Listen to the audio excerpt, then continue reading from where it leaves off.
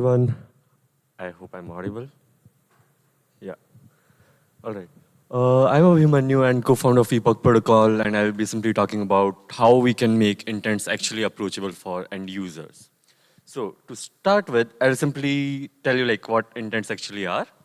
And to put it simply or like in the easiest way, if you want to do something or achieve something on the chain and you don't know how to do it, or you're not sure how to do it in like a most optimal or efficient way, you can find an intent solver who can do it for you.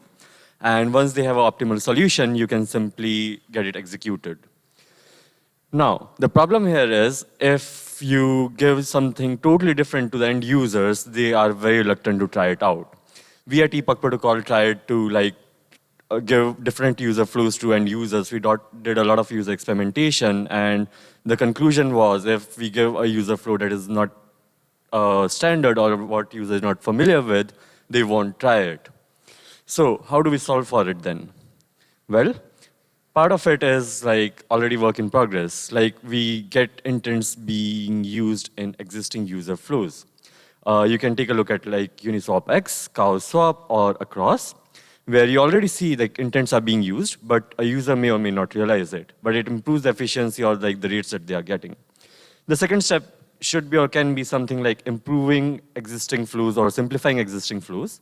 I'll give an example for this, but I'll just cover the third point as well first.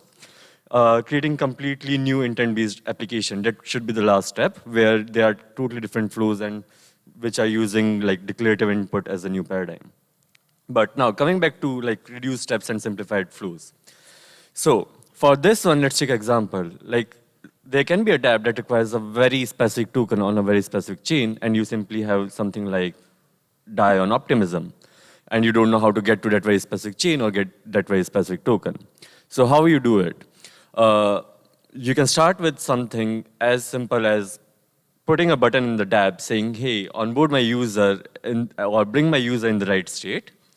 And behind the scenes, all these ERCs and EIP would be used to get it executed just like how it happens like in normal transaction. Like you click on a button, you see a MetaMask pop-up saying sign it, and you can be done with it. But behind the scene, what should be happening or like how you can orchestrate the entire thing is you can start with EIP 7702 that would go live really soon, where a user can leverage any smart contract wallet implementation without actually deploying it to their address through EOA. Like they can send the transaction through their normal MetaMask or like the normal wallet they usually use. And they don't have to transfer their assets out to another smart contract wallet. They don't have to deploy anything to another smart contract wallet. They can just start readily be using it. You can abstract away gas and all the other complications using like efficient transaction bundling through that comes with 4337. You can also make the entire thing interoperable. Like if a user wants to use a safe implementation or a Bicon implementation or something else, you can use 7579. What 7579 does is it gives you a plugin standard that can work across multiple dApps. So multiple wallets. So what a dApp can do is create a plugin, and that can work with Safe and Bicon wallet or the ZeroDev wallet. And dApp can just, whenever a user comes in, dApp can just plug in their plugin to the wallet and have no vendor lock-in at all. And lastly, when your intent requires something like a cross-chain execution, there is ERC 7683 that's from Uniswap and Across, which defines like how the standard of a cross-chain message should look like. If there are multiple intent solvers working on both sides of the chains, or like all the chains that intent is supposed to be interacting with, this defines like a clear structured object that says, hey, this is supposed to be done on this chain and this is supposed to be done on this chain, and that can be leveraged to get an intent executed across all the chains. So to wrap it up, for the users, the experience would be as simple as just clicking on a button and saying, I want to use my DAI to get this very specific asset.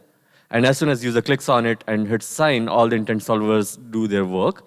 And lastly, it all gets executed through any specific smart contract wallet implementation using 7702. Well, that's pretty much it.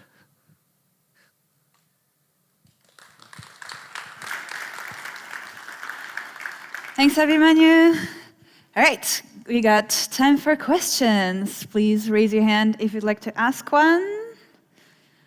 This is lightning talks. You gotta think on your feet, or I guess you're sitting down, think on your butts. All right, ready? And let's go. Ugh. Almost. Sorry about that. Hi. One question on wallet interoperability. You said that you could expect dApps through 7.579 to interact with the contracts.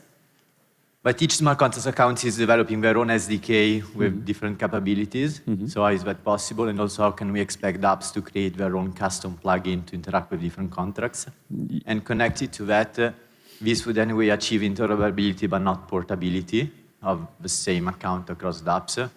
So I was curious about these two aspects. Thanks. Yes.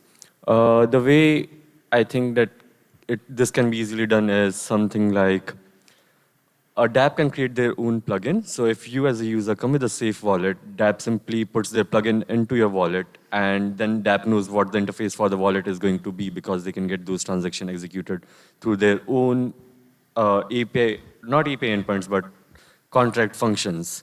So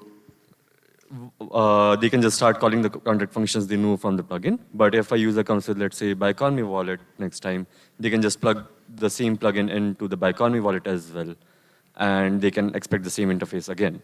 So it's sort of like you create your own interface, how you want to call the smart contract wallets, and whatever wallet implementation a user comes in with, you just plug your plugin into it and execute whatever you want, and that's it. You don't have to worry about.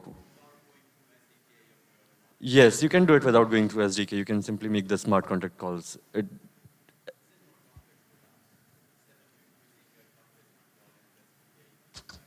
I think it's your other option is getting totally vendor locked. Like with 4.3.7, users got dApps got completely vendor locked. If a dApp wanted to interact with Safe Wallet, they had to interact explicitly with Safe Wallet, and if a user with BuyConMe wallet would come, they won't know how to interact with it.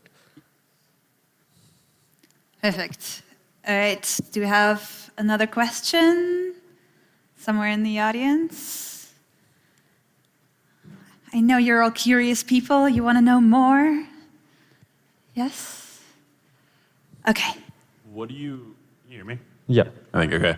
What do you think the kind of substrate is going to be where intents actually get posted and propagated to so that solvers can find them? There are a few different players who are working around this thing. We are working around the same thing. There is Anoma, there is Kalani.